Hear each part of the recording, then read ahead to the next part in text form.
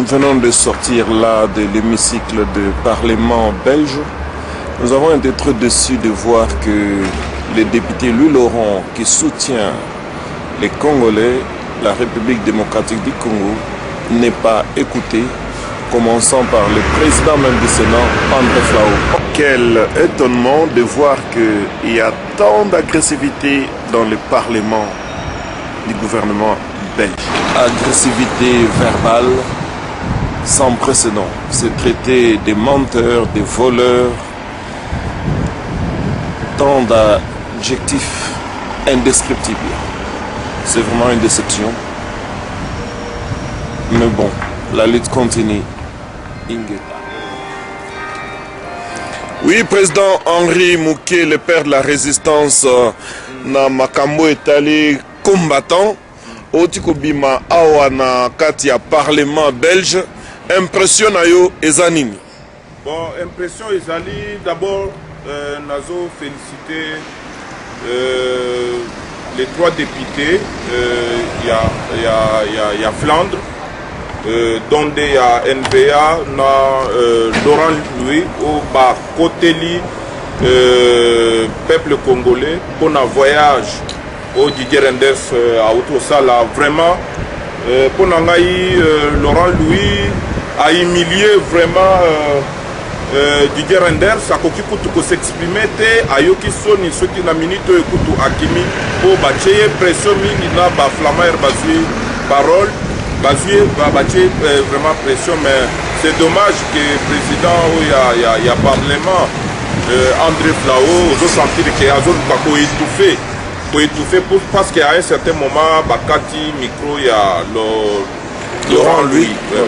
Donc Konanga Bitumbo il faut continuer Kokunda petit à petit député Belé va comme à côté Nabiso parce que l'autre bando manqué na peuple congolais na bané belé akala na bazo débattre makambo Congo na parlement belge ou bien si je moko ya Congo ba congolais bazala kate zaka mingi ba rwandais omona ba rwandais ba yebi mais lelo ndenge ba congolais ba komo landela to sentir lelo même na parlement et belé ba député mususu ya ba parti politique même pour bazo parole ba koma ki ko banga bazota la peuple congolais et puis à un certain moment ba acclamation il kaki na 15 heures na niveau ya likolo kuna ba congolais et ça là que maman likembe ay ko bukana et moins incident mais makamusu fait ko reprendre pour na débat où ya mibale mais pour na biso vraiment bitumbo il faut continuer vérité et ko finir par ko triompher olobini pour na élection na bango communal ozoya d'ici là. Non, pour la élection na bango communal les autres Sengara que les Congolais tout bazala mobilisé va voter utile va voter bateau va relever la bango donc jusque là toujours kende nano tozui décision à soukate mais jusque là tout le monde que Laurent Louis n'a parti naie bazali déjà bien positionné ce qui bandeko bakuluka ba soutenir Laurent Louis c'est bon mais jusque là toujours Lucas siko que batebeli ba comme na cause na biso. Donc, tu nos derniers montées pour la élection à Oikoya. En tant que père et résistance, message de nous lancer dans les combattants à travers le monde. Bon, à travers le monde, on a lancé des combattants tout à travers le monde. Battre les mains, Itumbo et Toko télématé, surtout dans l'Europe, moi et Komo Bima.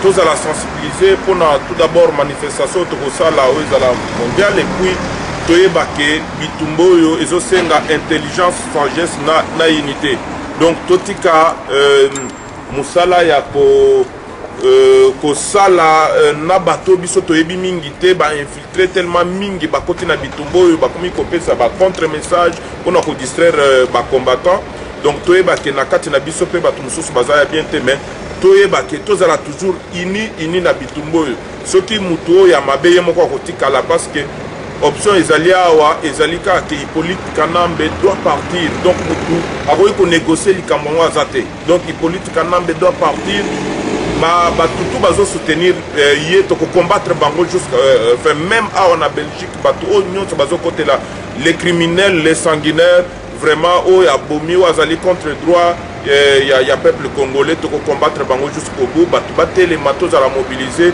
que toza sûr que année oyo donc Hippolyte Kanambe faut akende et puis akokende parce que ezali détermination ya peuple tomeki kokende na ye na nzela élection atricher akanisi ke akokangama biso tokoavale eloko wana tokotikala koavale eloko wana te Kanambe akokende tokonégocier na ye te tokokota na gouvernement te tokosala eloko moko te na bango bayebake le type là doit partir et tokocombattre lié en tant que fils à Congo, Congo et Zali Mabele na biso, ça nous appartient, tous à la déterminer et tous à la toujours debout pour nous benganaï. Quel est le dernier mot au côté de la présidente Nabso Eli, le président Étienne Tshisekedi Wamulumba? Donc, président Eli Étienne Tshisekedi, tous autres il y a un message que aïebake, combattant les peuples congolais, dans le niveau diaspora, basa simanaye ACDT. ACD na ba négociation, ACD na ba oyo, ba kouta, na payer belé pour convaincre et à travailler dans le monde endetté.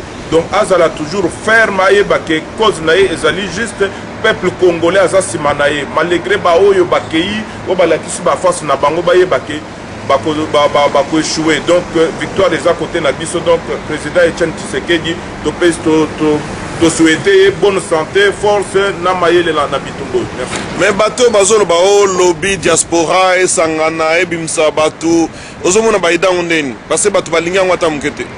Le diaspora le lobby mais c'est pas lobby diaspora ça a toujours na 2004 bana Congo to binisi bana Congo na mboko ba binisa ka lisusu diaspora pour na ko étouffer résistance pour étouffer combattant et les ba diaspora c'est tous les Congolais na ba tu a pas perdre de basana diaspora na ba ennemi à Congolais na ba Rwandais ba s'infiltrer en tant que Congolais ba côté na diaspora. C'est ce que lui Michel a voulu faire en 2004 et échoué. Donc aux diaspora non. Awa tozali na lit, ezali résistance. Donc tout côté na résistance. Tozana masolo ya diaspora te bona bobo non. Tozali nde na résistance congolais nyos azo résister pour mabele na ya azozo donc babilo mususu balingi ba créer wana ezali juste pour na ko infiltrer combat. Donc ba oyo nyos bazo tinda oyo batindi bango boya boke nego sala bango bokutana bango non. Bakotande na résistance baya tobunda elongo poto libérer Congo. Merci beaucoup les pères de la résistance, le président Henri Mouké. OK, merci beaucoup Bishop. Merci beaucoup. Parlement, touti kolanda député fédéral Laurent Louis Oazar supporter biso ba congolais na bitumo tozo bunda. Député fédéral Laurent Louis atuni nani Didier Renders ndenge outi na Kinshasa alobi ke outi kosala nini kuna et que yo il faut démissionner. Et biso pe ba congolais tozala ki ona to beti maboko to komisi pe to soutenir ye. Et bongo to ko bunda na za ko senga na bato ingeta to bunda tito benga na bato ba imposteur bazala mboka na biso na bato nyoso bakoti na kati ya parlement ba ke ba kobi ba ennemi ya peuple ezaloza moto ayi de paix so komi na parlement wana esili ozali sous moto na biso te soko ye na poto oyeba ke biliaki yo bikoki ba kombata ba kanga yo te. Pour article 64 de la constitution ya Congo ya bango wana ya 18 février 2006 ezolobake soki moto azui pouvoir na makasi to azonganza na pouvoir bo benga na epe na makasi alors to ko appliquer yango siko à la lettre oyo akoya lokola article 16 ezolobaka ba protéger population bazo ba population na biso na Kivu 8 millions de morts bato bazo kufa ba Armand Tungulu ba Chebeya ba John Numbi bazo bobaka bato ninga na ninga bazana na liberté biso to ko appliquer yango awa. Toko sala tout la pétition pour Didier Renders a démissionné. Toko sala pétition, toko soit 10 000 signatures, toko déposer en parlement pour Didier Renders a démissionné à Sengeli Kozala, ministre des Affaires étrangères à Mboka, un pays de démocratie, un état de droit comme la Belgique, il ne mérite pas d'être un ministre des Affaires étrangères d'un état démocratique, d'un état de droit comme la Belgique. Merci. Merci beaucoup, Maître Alongo. Bandekonapso watobi na parlement awa vraiment ezali mawa makamoto vivre na kati awa tozana Jombe expert tozana le prophète Jérémie bobabi prophète Jérémie te yenda salaki prière tant au président na biso Etienne Tshisekedi azalaki ko prêter serment na Congo. Bandeko makambo to mona lelo ya to vivre ça trop. Maman ba telemika po ba betela papa Laurent lui maboko tant wa mvoki Renders asili pepe lelo asili pepe akende boye ololi azonga boye abeti film donc lelo azalaka isolé na bakala wana surtout allez, baye bakangi ba maman biso ba bimisi bango libanda. Là-haut à lobby a décidé à porter plainte. Flower a porté ma maman on a plainte. Pourquoi Bassani? A porter plainte, Laurent lui plainte. A porté plainte pour Bango Bassani. Pour eux donc ça passe si bien au sein Makelele donc ça mis au Parlement tu peux pas faire du bruit. Entre temps on les a entendus en train d'hurler aussi et ils hurlent là-bas et ils crient aussi au Parlement mais ils ont interdit carrément aux Congolais. Même moi je ne pouvais pas dire un mot. À chaque fois que je voulais ouvrir ma bouche pour parler, ils étaient là pour me dire non monsieur. Et il y a eu plein de policiers, ils ont appelé des policiers. Ils sont rentrés dedans. Là où nous les Congolais on était pour nous intimider. Alors ça ne nous a pas fait du tout peur, hein? Donc nous sommes entrés, mais... Bon, quelle éducation de civisme pouvez-vous noter dans tout ce qui vient de se passer là? On a compris que non, tous les désordres du Congo, ça provient d'ici. Exactement. Et on a compris aussi... On a compris que non, le Parlement belge, comment ça fonctionne. Ouais. Et c'est le Parlement belge, c'est le Parlement belge qui... un Parlement d'impolitesse. Qui donne des ordres au Parlement qui est au Congo, donc on vient de le comprendre. Il n'y a pas la paix, tous ces désordres du Congo, ça provient d'ici. Il n'y a rien à... Quand on dit que... On nous traite comme des chiens, parce qu'on nous a amené même des chiens pour nous surveiller. Alors que les autres... Les chiens étaient dedans? Oui, les chiens étaient dedans. Les policiers ont amené des chiens en voyant les Congolais. Non, ils ont empêché Louis Laurent de parler. Nous on était là, il a voulu parler. Mais on lui a coupé la parole, on n'a pas voulu. Mais il a dit l'essentiel, et pour ça vous aurez les éléments quand ils vont sortir sur le réseau officiel. Vous allez voir que sa déclaration était tonitruante et que Renders, vraiment, il n'avait plus rien à dire aujourd'hui. Très embêté aujourd'hui. On lui a souhaité la bienvenue avec son linge sale. Vraiment. Là, Laurent lui a dit, on sait qu'aujourd'hui tu rapportes vraiment du linge sale. Il est resté sans réponse. Donc les choses vont bon train. Le Renders est de plus en plus isolé, donc sa démission c'est ce qui est demandé, clairement. Et avec sa démission, son poulain devra partir.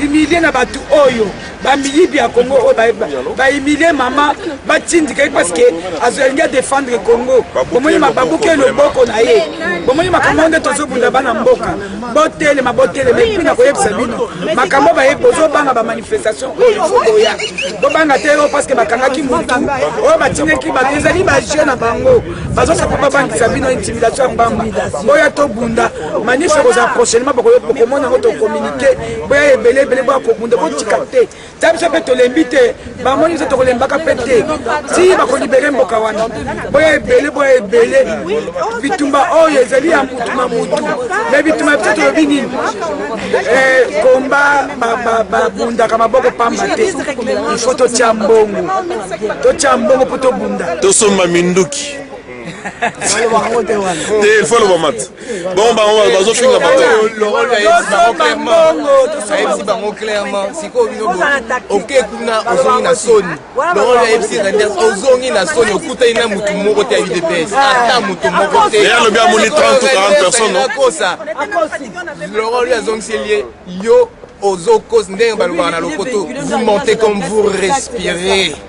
Vous n'avez rencontré personne de l'UDPS. Et les 30 ou 40 personnes qui l'ont rencontré. Il ne représente pas le président. Les gens radiés. Laurent lui a dit que là. Son ligne peut comme président à UDPS pour UDPS. C'est que vraiment on a un problème. On a comme vélo comme mon je crois pas confondre UDPS et UDPS. 40 personnes dans le Bawana. Et c'est l'UDPS, c'est les opposants, qui ma papa, qui ko soutenir lié, bango sur bachango bangloba ngo bato UDPS. Qui ma président. Et ça bato UDPS Théo, on n'a pas voté bango. On va voter bango. De basa mais pas bato UDPS nani, basa sans futur na Congo. Mais bango zo que na ko bato UDPS bandi ba ki rien. Bazali ba opposant. Oh ba kende ko soutenir papa pas me maye na kiti na ye bango de bazo kende kuna balo ba option ko bakengo bato ko bakengo banani wana ba miyibi bomoni bango sikoyo face na bango yango wana baroger lumbala nyonso wana bayi kokosa biso ao tozala minduki tozosala baexercice pembeni ya la voie d'Isaïe tomoni eloko te bamiyibi baki te koyiba papa bastratégie na ye bakangama ne baye bastratégie na ye mpo bamema yango me bayeba ke les 40 personnes wana batangeli biso ana parlement oyo akokende kuna bakomona tokende bino chat et souris donc toza na bino mbango na bino bitumba tokotika na mibale donc ndenge bango bamatesele so bambwa awa mpona koatake biso mpe so tokangi kongo tokomasa mpe bambwa mpona kobeta bakolabo tolingi toyinana congolais akoma na niveau ya kohaïr belge balingi tokoma na niveau wana mais wana etali bango o biso tosala mosala na ndenge ya calme mais ba 40 wana soki ba 30 personnes babengaka aliba wana ye 40 voleurs bino tosi torepere bino boza sans futur na Congo président apesi mibeko biso toza na président moko toza na bango mibale toza na président moko eza Etienne Tshisekedi alobi na ayebisi bino bokende kuna te bino boke donc boza susu na biso te bokota directement kuna na MP et pas Kanambe makambo ezala clair boza sans futur na Congo na parlement koto basouffle biso balobi na kati balobi nini soki bino boyebisi 40 wana bakende te kosiege bakokende te Kanambe akokima balobi yango bango moko soki bopekisi 40 wana bino bosali makasi na bino bopekisa 40 bakende kosiege te bakotika pouvoir wana et totuni bino 40 personnes wana bolobi nini parce que a babeshi balobi soki bopekisi bango Kabila akokende ozomona bayebisi biso bongo bandeko bango yeyo balobi bongo soki bopekisi 40 personnes bakende kosiéger Kabila va partir alobi no 40 personnes tolobi nini tekotela bino moko oyo akobanda kobima na oyo akokende kosiéger bozali contrôlé à l'œil par le peuple congolais. C'est quoi yo pour les $6,000 aux autres trahir mboka donc $6,000 na vie na omonango jamais donc $6,000 wana obosani na combat na nyonso donc tant que nous avons à Bruxelles, nous avons conservé ça. Tala, ils ont jeté. Makamba Congo, ils ont jeté. Otanga. Aujourd'hui, Congo est vieux. Allez, on met petite publicité. Comme ça, c'est ma vieux, mais fin de fin, Zambia, il y a une situation à la toye, aux ananes. Malam, tous aux perdre, on a été pour. On a autant la nabiso, on a toye, jamais. Si on les toye bien, aux a sans futur, na Congo, bien, aux a sans futur. Il n'est pas trop tard. Longwa Mbang. Quel est le pardon et pas vieux, mais l'ongwa manque. Non, c'est les gars. Président, en tout cas, ndenge bandeko bauto loba bomoni bazo moni sabiso pasi batu o bazo boma Congo bazali awa bomoni place basanganaka bazali esiko donc sikoyo toke to épuiser ba voix nyonso o tokoyi ko sala na ba parlement toye ba ndeko baye sans problème ba brutaliser ba maman babuk nani donc démocratie ezalité batwana bazali ba pierre bazo ko renforcer bato bazo boma Congo vraiment tosenga na bandeko mututo azana ndako na ye mututo azana Congo c'est le temps ya kotelema to bundela na mabele biso élection na tozo reconnaître ngote Congo ezali ya biso bao balobaka ke ono bokena omona ba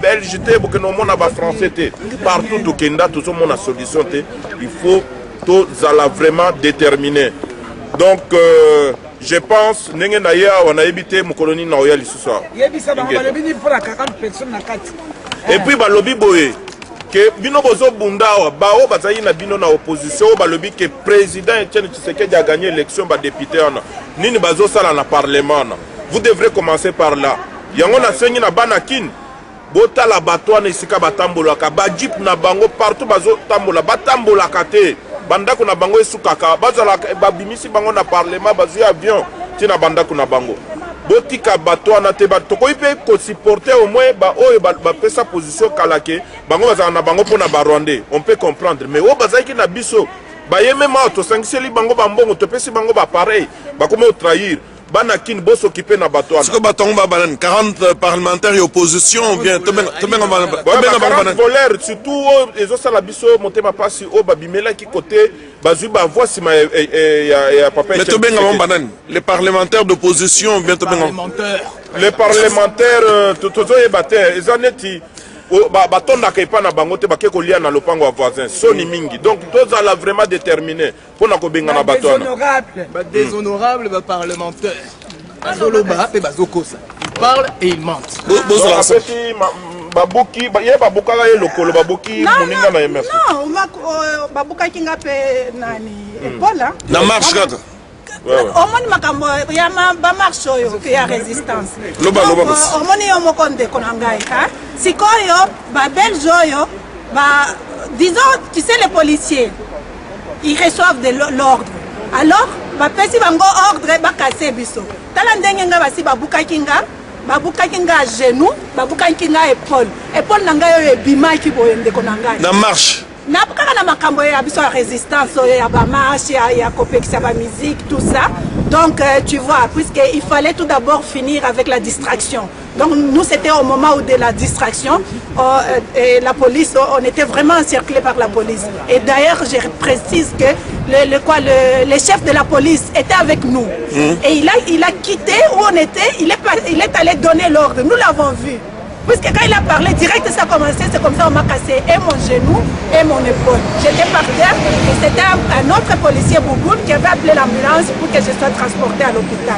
J'étais d'ailleurs pourchassée pour arriver à ce qu'on me casse. Donc c'est pour vous dire, aujourd'hui nous sortons là du Parlement. Vous vous imaginez, ils viennent encore de casser un bras à Maman Likembe, une autre combattante qui se bat toujours pacifiquement pendant des années ici. Presque 10 ans, elle est dans la résistance. Aujourd'hui, puisque vous savez pourquoi on vient de casser son bras. Puisque, disons, Laurent Louis, le député Laurent Louis, hein, il devrait parler. Au moment où il parlait, on l'a coupé par le soi-disant le président Flao du chambre là. Il a coupé. Donc, il a coupé le micro de Laurent Louis. Le micro, c'est ainsi que Maman Likembe part réflexivement. Sans le vouloir, elle a crié et ils se sont pris directement à elle. Et au point même de casser les bras d'une maman. Donc ils sont là, tous qui sont violents au Congo, maintenant ils se battent ici aussi pour casser les mamans. Vous vous imaginez les mamans? Moi j'ai dit aux mamans congolaises, résistance. Puisque les Rwandaises, qu'est-ce qu'elles ont fait? Elles arrivent ici, elles sont la plupart, ce sont des deuxièmes bureaux des politiciens ici. Et vous les mamans congolaises, levez-vous. Vous les papas congolais, levez-vous. Vous nos enfants congolais, levez-vous. Regardez maintenant, on s'attaque à tous les mamans. C'est quand même grave. Hein? Vous vous imaginez, on sort là du Parlement et ils empêchent que tout ce qui concerne le Congo, ils empêchent donc à nous-mêmes de nous battre. Battons-nous. Ça, donc, bon, Ernie, je ne sais pas pourquoi. Vous quittez Kinshasa, vous débarquez ici, soi-disant, on doit se mettre en scène. Nous, on ne fait pas ça, on ne fait pas de ça. Nous, on marche. Oui, oui. C'est bien. Maman a levé le Barakuda,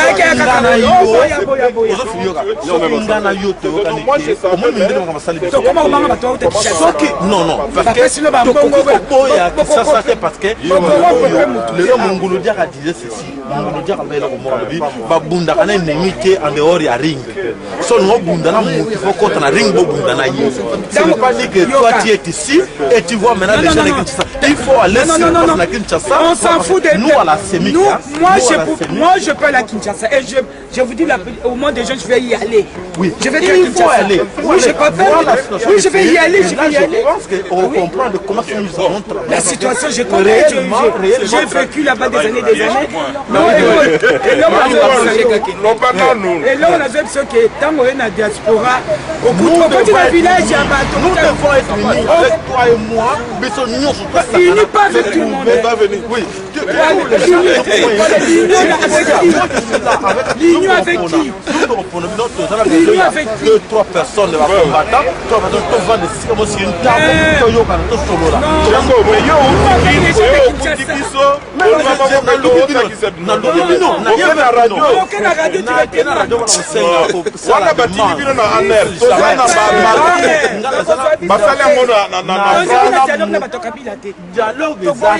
Gouvernement. Mais dans le combien de temps na Kinshasa toyebi esika te place au bando boyemba yango to sa tobona yango suspect bien que oza mwana poto tolobi te ke tobengani yo te ke oza non yo oza mwana poto mais soki oye oluki nano biso omarche nano na biso ofandi otuni biso awa ezotambola ndenge nini otuni mpe te odebaki ka na radio oyena nopesi biso sango ya kote bino botikalaki mpe nde nini bakoleki na radio na ye batindi yo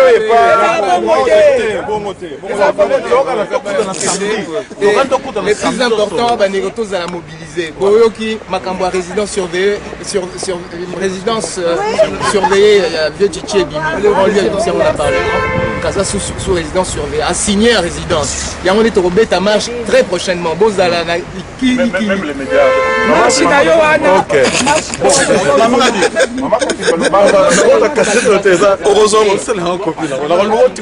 maintenant boire on a Facebook déjà dans bouton OK ça na dit si na Facebook papa soki kozokende kota na Facebook mboka la biso mama ngaba na uti basenga kana kuna na voter ba voter ngate na ngoyo mulunda yo potrenda vote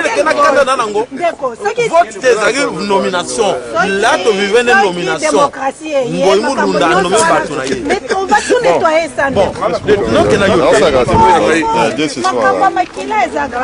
est-ce que aussi au moni congolais la muki partout les congolais fallait pas les réveiller mais les lots basi va la muki au moni ta bato na bazoli ya mbongo ba kokufa puisque ba congolais ba koboma bango jusque là puisqu'on s'est dit pourquoi on va les tuer maintenant on les utilise qui restent là on est en train de se battre de tous les côtés mais tant qu'on koya 0484 congolais basa na chance que papa Tshisekedi 81 63 oyeba pe ngonga oyo toza nango marche fait c'est là kozoloba te marche c'est là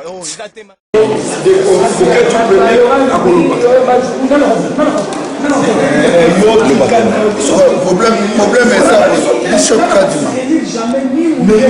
kadima problème ezali boye awa toza na parlement belge na ye naoki Laurent Louis ndenge interpellé Didier Rendez na minute oyo problème eza ya blablabla te problème eza ya bribri te yango tozosenga na bacongolais partout dans le monde.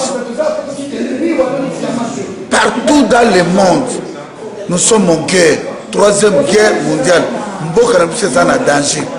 Yango tolobaki, il fait ba récolte à fond et salema. C'est ça récolte à fond pour soutenir le président élu Tshisekedi Komunu. Il fait tout le militaire, tout dans la bango guerre. Mboka eza na occupation. Toye na parlement. Malgré Laurent Louis c'est bon, mais pour Nabiso, il fait tout pour na Minduki. Pour la Belgique respecter ma Congolais. Article 64 de la Constitution il y a Congo. Où il y a le 18 février 2006, Constitution na Bango wana. Biso toujours reconnaître un côté, mais lobby que ce qui est un dictateur, il pouvoir na makasi, il se maintenir na makasi, a échoué dans l'élection, il faut tout benganae na makasi. Ko bengana makasi ni ko banini, ko sima même mandoki, ko sima même makwangula, ko sima même mbeli ya malemba, ko sima même ba mensongo, ko sima même ba flèche, ba tolotolo nyoso wana pona ko bengana ye. Bandeko ya Congo basala o ba koki ko sala pona ko bengana papa merci. Pona ko sima minduki. Pour aussi ma flèche, pour la rosala nyos, il fait les diaspora, tout récolter fonds. Papa qui se dit à l'obaki, si quoi y a une minute de to combien et sur le cambo ya brabrate, et sur le cambo ya bribrité, congolais nyos na minute où y mboka na mche zana danger. Yango to sengi ba congolais à Belgique, to za ebele, to sengi na ba passer tout, oh ba kangi ba peuple congolais na kata l'église babimisa peuple on na kata église to contribuer mbongo to zala ini pour to petit de la président qui se gagne pour to bunda bitumbo Belgique et coloniser biso le société to se soumettre jamais na ba américain na ba français na ba anglais non c'est le temps yango le moment est sonné. Tu as récolté Mbongo, na kata ba grande salle, tout le monde président qui se quête. Au télémeli combo yoko kufa. Oza kolabo okokufa. Na minute ngana koyoka na nga mutute. Na minute nazo soutenir mboka na ngai, na ko soutenir président qui se quête jusqu'à la dernière jour na ngai. C'est lui le président du Congo. Ce n'est pas Kanambe, ce n'est pas Bavantiro, Baoto-Salana, Parlement, Naba Roger Lumbala, Naba Martin Fayoulou. Dit, Bazab imbécile. Dit que tout ça, tu as na bango tina suka. Yango na sengi na ba diaspora, ba passé Bishop Kadima, Bishop charismatique Tchatumba. Tozo zwa sala munene, tozo banda tournée internationale pour na ba récolte à fond. Tozo na ba distraction wanate. Si vous êtes Congolais, vous avez l'idée de la démocratie, pour le président qui se dans le état des droits, le peuple d'abord. Biso de Toléo, le Congolais, moi, je suis sur RCNT, comme je avion à la BRGT, côté de la voiture, comme je avion à la français, bon, je suis na Air Éthiopie, na Air Maroc, bon, matate, ba Congolais, oya, comme je avion, avion Zika. Bozuka, peuple moro, peuple moro, moutou makasi, bandoki. Vous soutenez le président qui sait que c'est le moment en gros. Bon, on a besoin de parlement. Vous avez un bazaka modèle na bango balobaki wana tomoni le kwa malonga te tolobi boye bana Congo biso tozali awa toza suna choix ko sala te tokende kana ba élection na mois d'octobre o bazali ba Belge mamso ba soutenir Laurent Louis mais mingi to voter NV pour to kabula bango nazo kapele bino tant to voter kana nani la fois passée to ba ke ngwa ke de Congo te to kana to voter NV akangaki bango NVA Kangaki Bango pendant 545 jours sans gouvernement. C'est ce qu'on doit faire. C'est la même chose, on applique la même chose avec force. De voter NVA. Maintenant, ça sera 5 ans sans gouvernement. Donc, il va punir les Belges. On est là. On est 35 000 Congolais en Belgique. On va les bloquer dans tout. C'est ce qu'on doit faire. Bon, l'andango, prendre par sentiment. Laurent Louis, tu soutenir atteindre la 4 communes, mais tous les restes, vous devez voter NVA. À compliquer Bango à 100%. Maintenant, c'est 5 ans sans gouvernement Belgique. Papa, au monde ndengeni bakati lui Laurent micro na kati ya hémicycle bato bazolo la politesse mais ba impoli total. Mais papa, tu es la témoin, il y a comment on appelle, il y a comédie na bango parce que Mboko est de Fandi à Belgique. On a découvert maintenant que ce pays a toujours fonctionné dans le mensonge. Mboko est dans le Kuta, les autres dans le crime, les autres dans le Moujibi. Comment on a yango, Laurent lui a dit parole à déshabiller M. Renders. Dans Malobo Yarobaki, il a étalé toute la vérité et toute la vérité. Et alors, étant donné que vous le savez bien que Batulro Renders il n'a pas la honte. Il y a un baissé kilote pour nous je ne sais pas quoi dans mon pays. Mais nous sommes Congolais. La politique que y a Kala, que les Belges ont colonisé. C'est la Belgique qui gouverne. C'est fini, c'est Belgique. C'est cette politique. La Belgique elle-même a été colonisée par la Hollande. Mais depuis que ce pays avait acquis son indépendance, la Hollande ne s'ingère jamais les affaires intérieures de la Belgique. Alors pourquoi jusqu'à nos jours, la Belgique doit continuer à s'ingérer les affaires intérieures du Congo? Et vous, en tant que jeunesse, en tant que peuple, éveillé et réveillé, nous vous disons ceci. Poussez vos études au plus haut niveau possible, car l'avenir de ces pays-là repose entre vos mains et sur vos épaules.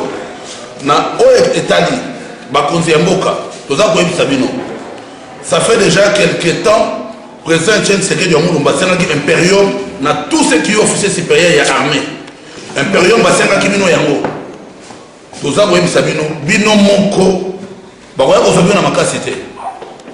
Bino moko mbongo ou pas, oyebi kozali colonel, ozali officier, supérieur ou subalterne, boko dans la désobéissance na mutu aza na tête ya pays. C'est un étranger, il ne peut pas continuer à vous diriger. Vous le savez très bien. Kanambe a perdu les élections. On a découvert qu'il est l'assassin de Laurent Désiré Kabila. Ni Batu Chaba, nous on a là la Jouali. Nous on a là la Jouali Batu Chaba. Vous fourrez le maître. Vous le monde, vous a ça, aïe, vous tuez. Vous a non, ma soupe, mon allié n'est péqué. Depuis, vous le tout on n'a pas de pouvoir. Batu Kandou la Koufou. Batu Chaba. tous les têtes hautes du Katanga, les intellectuels. Tous les intellectuels. En ensemble, dans l'ensemble du peuple congolais, comme on dit, nous sommes sur la Mboka. Tu es dit que la Katanga, souffrir. La majorité vous en profitez de rien du tout. Alors, tout le monde dans un tout ça, on ne peut pas la Chaba. Que bateau de Bakoué, na Masomo, bateau de Bakoué na Kula, bateau de Bakoué na Liato, bateau de Bakoué na Vala, yote koué muzuru Juyen. Alors, quand on a tout on a piqué na Juyen, ni le peuple qu'on a écala, mais bata fumaliza. Diabo nous Baboué.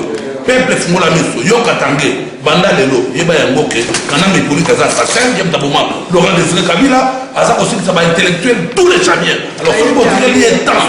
Nabino Botika dit beaucoup sila. Alors, biso, tous on a compte peuple Katangé, peuple Katanga, zali congolais, tous on a pas pas sur ça au monde des gens de la Chabawana. Bah, diaboliser bino mingi. Mingi a pour la réalité. Biso ne de tellement à la carte diaspora, to baisser bras à tamuke. Président Otobi ali président et peuple, les alliés président, tu sais qu'il y a du Moulumba. Il y a combien d'autres choses dans le parlement dans Bango, à la place de Bango et Fandi, qui est président du peuple congolais, c'est monsieur président Tshisekedi Moulumba élu du peuple. Et en ce qui concerne le jour à venir, nous sommes en train d'organiser une messe de requiem le 9 avril 2012. C'est le lundi de Pâques et cette messe sera organisée en mémoire de toutes les victimes qui sont mortes à l'explosion du Congo, Brazzaville. Vous êtes invités à venir si nombreux de 15h jusqu'à 16h pour participer à la messe. Nous vous remercions beaucoup. À la prochaine occasion. Merci beaucoup. Comprenez mon nom. Vous voyez que la Belgique est un pays démocrate. On a coupé le micro à notre député qui parlait, qui défendait le Congo, qui défendait l'opposition. Il n'est pas arrivé à la fin de ses paroles. Et puis tout ce que M. Pendes a dit, tout ça, c'est ce qu'on a déjà entendu sur le même discours. Comme le député flamand a dit que avant les élections et après les élections, il n'y a pas de changement, c'est la même chose. C'est la même chanson. Donc il faut que le Congo prenne d'autres dispositions. Okay.